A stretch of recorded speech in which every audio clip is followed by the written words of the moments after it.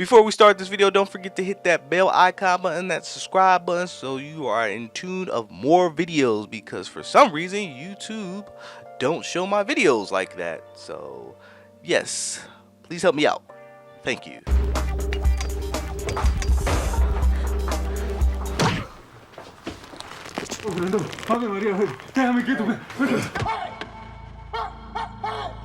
Hello everyone, I'm Von the Stampede, and today I'm going to discuss the ups and downs of the singer Mya. Mya Marie Harrison, born on October 10th, 1979 in Washington D.C. Her father, Sherman Harrison, is a musician and singer, and her mother, Theresa Harrison, worked as an accountant. Mya grew up with two brothers in the suburbs of Washington D.C. In her childhood, Mya took ballet, hip-hop, and tap dancing classes.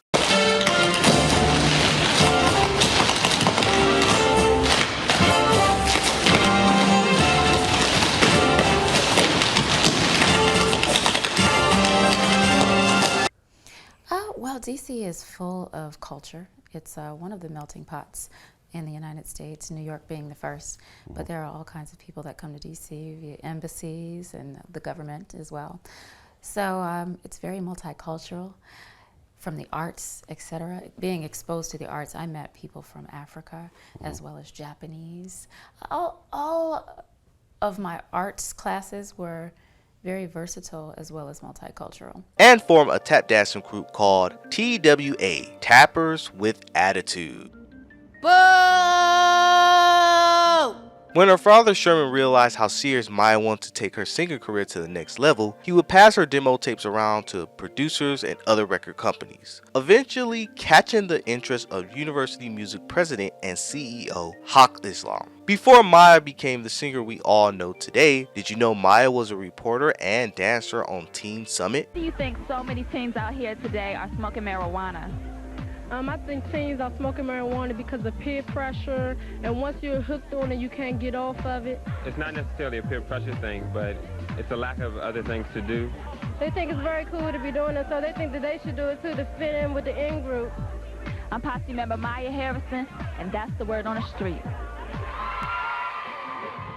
After signing with Interscope Records, Mya spent the next 2 years recording her debut studio album entitled Mya. The production of Mya was handled by Swing Mob member Daryl Day Pearson, Missy Elliott, Silk the Shocker, Drew Hill, and other producers. Mya charted at number 29 on the US Billboard 200 and was certified platinum, selling over 1.4 million copies in the United States alone. Mya would spawn 3 singles.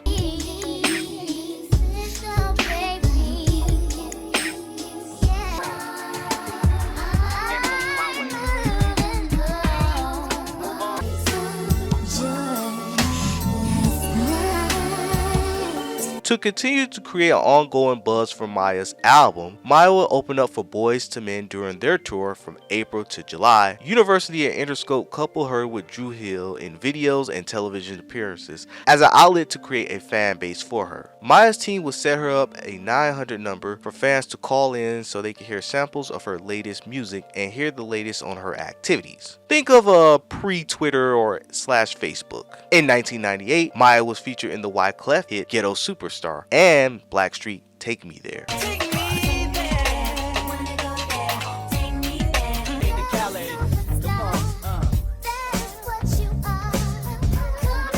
That song took me a lot of places, and I became known as the Ghetto Superstar, you know? In 1999, Mya made her acting debut in the crime thriller film 2 Deep. On April 25th, 2000, Mya produced her second album, Fear of Flying. For this project, Mya decided to be more involved creatively, such as writing down her own lyrics and work together with other songwriters and producers. Fear of Flying addresses Mya's love life, family, friends, and the fear of fame. This album will make Mya a household name in the mainstream media. 3 singles were released: The Best of Me, Case of the X, and Free. Interscope hoped that the album would attract both pop, R&B, and hip-hop consumers. Executive Vice President of Interscope said this, quote, that all marketing surrounding the album's release would be paying attention to the street audience with this album. He added, we're also looking to build upon her previous success, end quote. Fear of Flying debuted at number 15 on the Billboard 200 and number 7 on the hip hop and R&B charts, with the first week sales selling at 72,000 copies.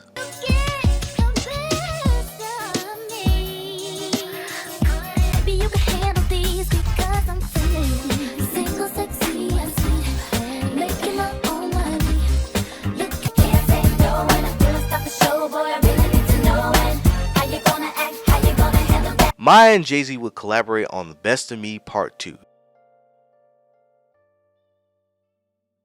Here's what producer Tone from Trackmasters told Complex in a 2012 interview.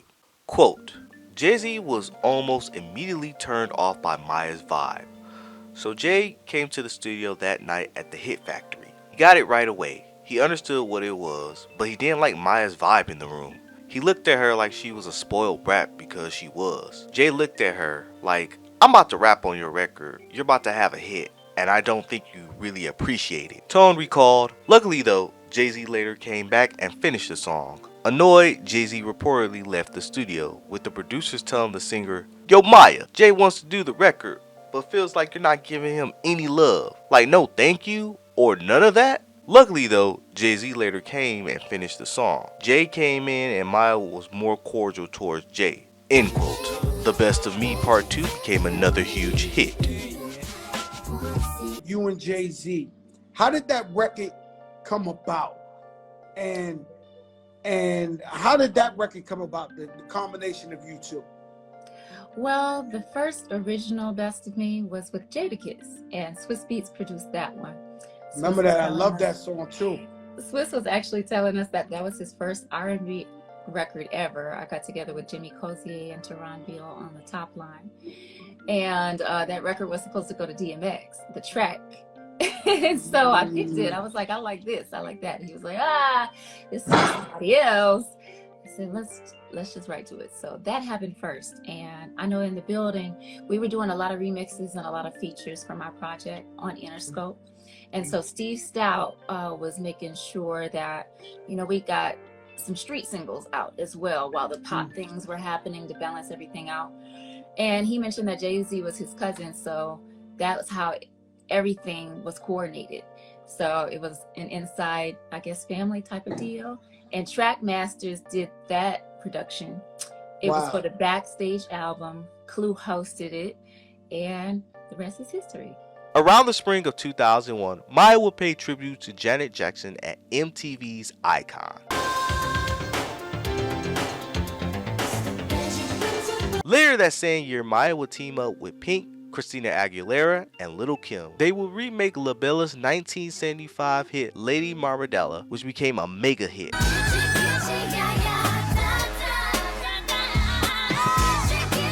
After the release and success of Fear of Flying and Lady Marmalade, Mya began to dabble more into acting with small supporting roles, especially in the musical film Chicago, based on the stage musical of the same name. The film grossed more than $306.8 million worldwide.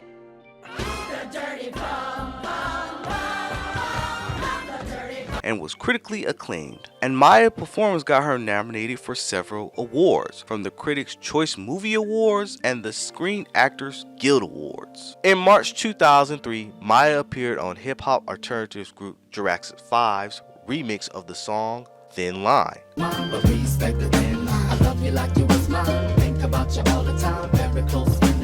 In July of 2003, Interscope released Mya's third album, Mood Ring. Mood Ring would sell 113,000 copies in its first week and peaked at number 3 on the US Billboard 200. Mya's third album displayed an array of different subjects and music styles, including pop rock, soul, and hip hop. The album received positive reviews from critics and spawned 2 singles, My Love Is Like Whoa and Fallin'.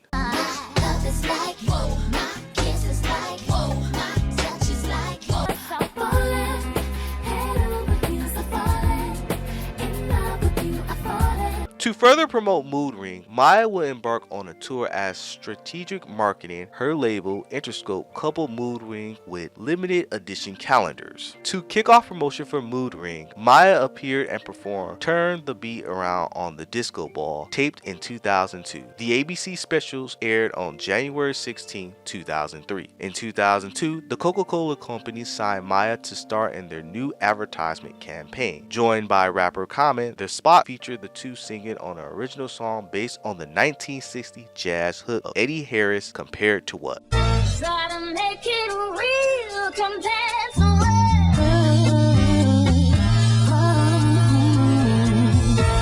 Get to me now. money make a man strange? Is it money or he don't understand change? Money to be real, we can't play. Unfortunately, she left her label because she felt like Interscope was not giving her creative control. Mood Ring went gold, but compared to her second album, that was pretty low. She just wanted to take her career to a different direction. In 2002, Mya would make a comeback and release her fourth album, Liberation. Liberation published 2 singles, Lock You Down and the R&B ballad, Riding.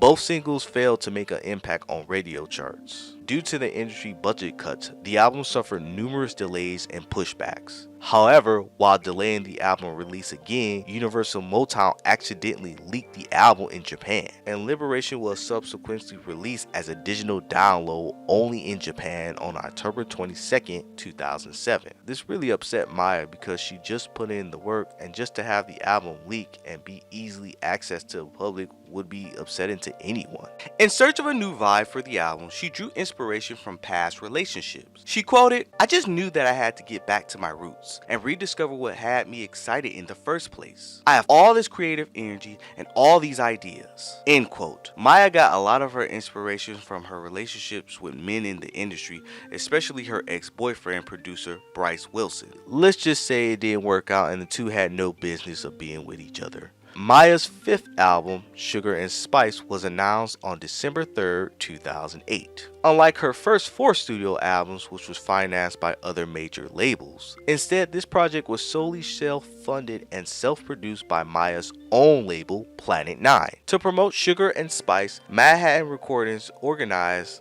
and arranged an album release party at Fever, a popular nightclub / music venue where Mya Harris performed for the first time in Japan. A 40-minute stage show that featured 4 costume changes. Mya was accompanied by 4 dancers and performed new material for Sugar and Spice, as well as her past hits.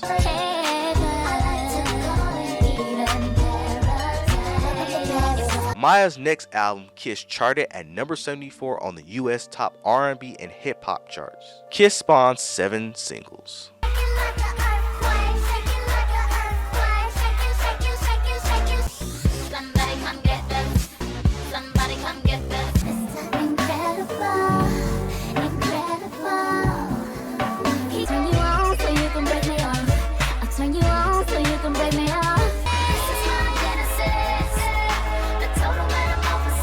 Here's what Mya said about her inspiration when making the album. Quote, "It's all about being cool and drama-free, and everything I do reflects that.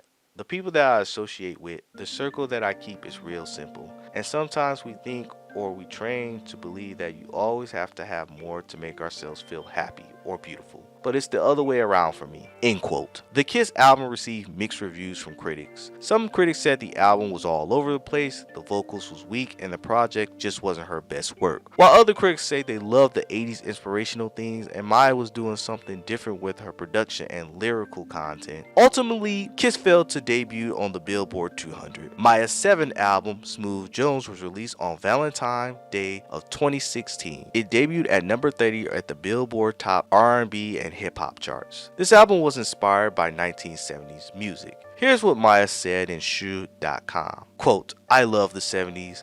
I love black power, black love, as well as template vibes and the coolness of how people relay messages of love. The Isley Brothers were triple OGs to me, and you see their influence in R. Kelly, Isaac Hayes, Curtis Mayfield. There was a lot happening socially, but as far as love, that was a time of real love to me. And because my fans have requested real R&B, real songs, and positivity, because when they turn on the radio, they're not getting that these days. Here you go. I'm only giving what my fans have requested of me." And that's kind of how Smooth Jones was birthed and delivered from me. End quote. Originally, Smooth Jones got favorable reviews from critics, called the album well polished and something that old fans can get behind. Smooth Jones ranked to number 30 and was nominated for a Grammy Award for Best R&B Album. Unfortunately, Mya lost to Lalah Hathaway. Smooth Jones published 2 singles, Welcome to My World and Team You.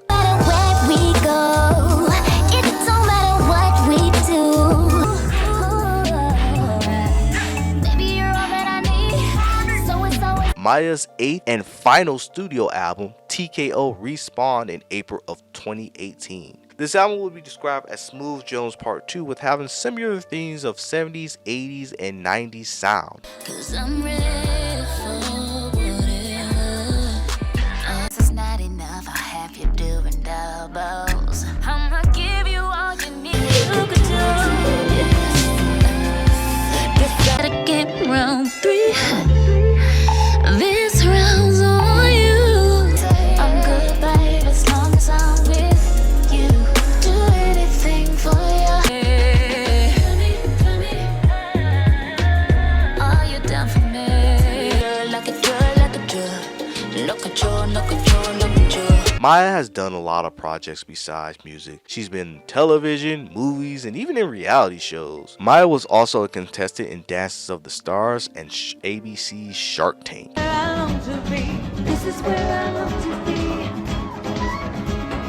In 2003, Mya made a cameo in the rebooted comedy film House Party. These days, Mya is just living her life, making appearances, or just posting her life on social media. Overall, Mya faced a lot of ups and downs in her career, from taking care of her mom, dealing with cancer, going through racism, sexual harassment in the industry. If you don't know it, if you can't identify it regarding what's coming at you, and that takes some time to maybe step away if you walked into this game not knowing who you are and your limitations. But she kept going, and you know what? I gotta respect that. Her fans still want her to release new music, and you know, why not? And Mya's an all-star. She's been in the industry for the last 20 years, so I'll listen to her new music if it's good.